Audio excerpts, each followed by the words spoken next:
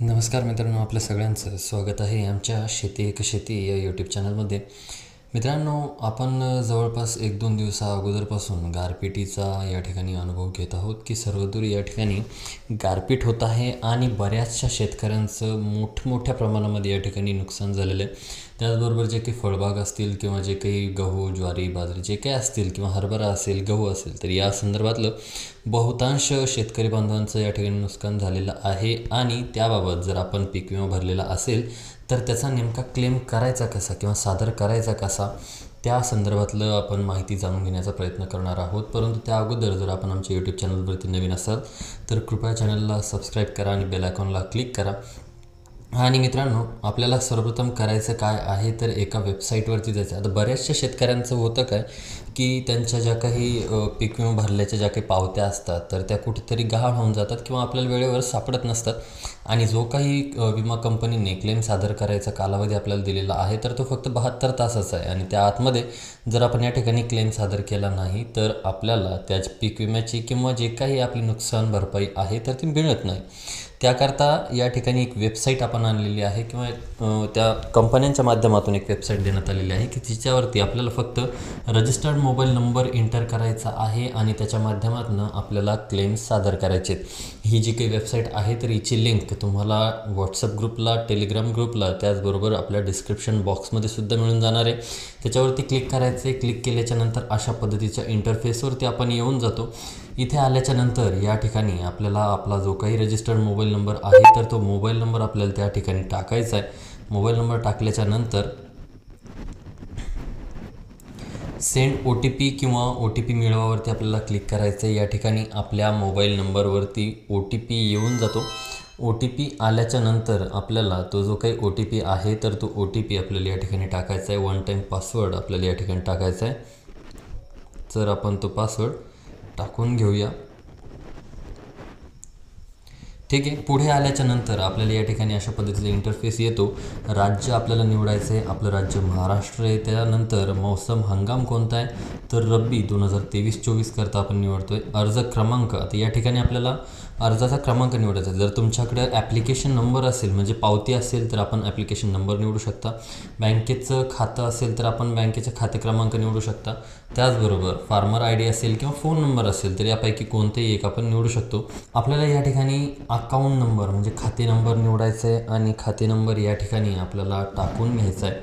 खाते नंबर टाकत असताना एक कायम लक्षात ठेवा, खाते नंबर आपला चुकता कामा नये. तुम्हाला खाते नंबर टाकायच्या वेळेस जे काही आपलं पासबुक असणार आहे तर ते पासबुक आपल्याला आपल्यासोबत ठेवायचे, जेणेकरून जो काही आपल्याला खाते नंबर टाकायचा आहे तर तो चुकणार नाही.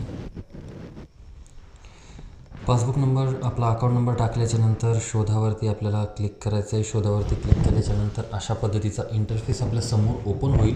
आता यामध्ये एक लक्षात ठेवायचं आहे मित्रांनो, हे जे काही आहे तर आपल्याला ॲक्शन कृती दिलेल्या आहेत. त्याचबरोबर आपला ॲप्लिकेशन नंबर आहे, अकाउंट नंबर आहे, वर्ष कोणतं आहे, हंगाम, राज्य आणि तालुका या ठिकाणी आपल्याला दिलेला आहे. क्लेम सादर करत असताना आपल्याला इंटिमेट द क्लेमवरती क्लिक करायचं आहे. क्लिक केल्याच्यानंतर आता वेबसाईटचं थोडंसं इंटरफेस चेंज झालेलं आहे. अगोदर थोडं वेगळं होतं, आता थोडं वेगळं आलेलं आहे. तर आपल्याला या ठिकाणी करायचं काय तर आपलं शेतकऱ्याच्या वडिलाचं नाव नाही टाकलं तरी आपल्याला चालून जाईल.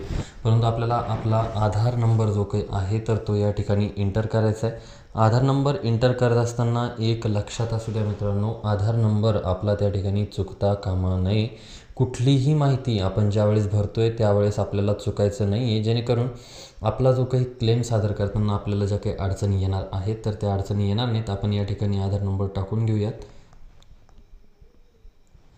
आधार नंबर टाकल्याच्या नंतर आपल्याला या ठिकाणी खाली ऑप्शन येतं की नुकसान के जोखीम कारण नुकसान की योग्य प्रकार या ठिकाणी निवडायचं आहे. आपल्याला नुकसानीचा योग्य प्रकार या ठिकाणी निवडायचा आहे.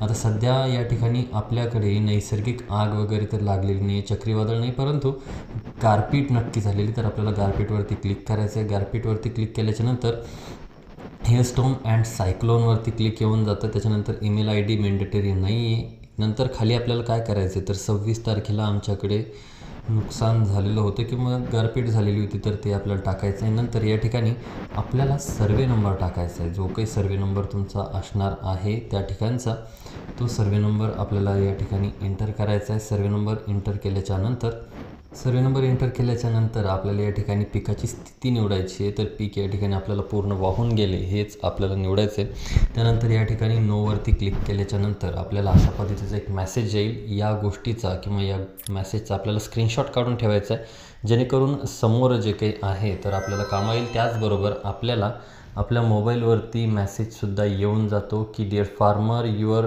Crop loss information has been successful registered with USGI. Following details.